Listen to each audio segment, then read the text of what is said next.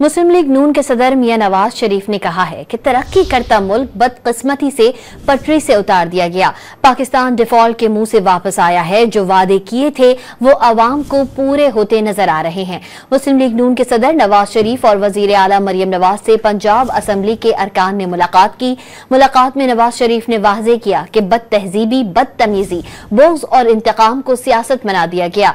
मईशत और इक़दार तबाह की गई। जमहूरियत की पीठ में खंजर घोंपा गया। करप्शन, माशी तबाही, महंगाई और बदतमीजी तब्दीली की सौगातें थीं। लीगी सदर ने वाज़ेह किया कि शहबाज शरीफ की मेहनत से माशी इस्तेहकाम वापस आया है। पॉलिसियों की तसलसल से माशी तरक्की यकीनी होगी।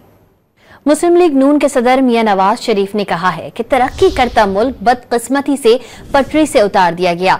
पाकिस्तान डिफॉल्ट के मुंह से वापस आया है। जो वादे किए थे वो अवाम को पूरे होते नजर आ रहे हैं। मुस्लिम लीग नून के सदर नवाज शरीफ और वजीर आला मरियम नवाज से पंजाब असम्बली के अरकान ने मुलाकात की।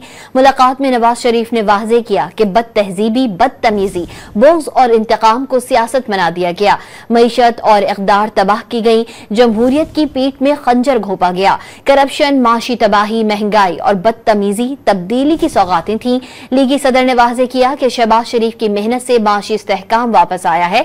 पॉलिसियों की तसलसल से माशी तरक्की यकीनी होगी।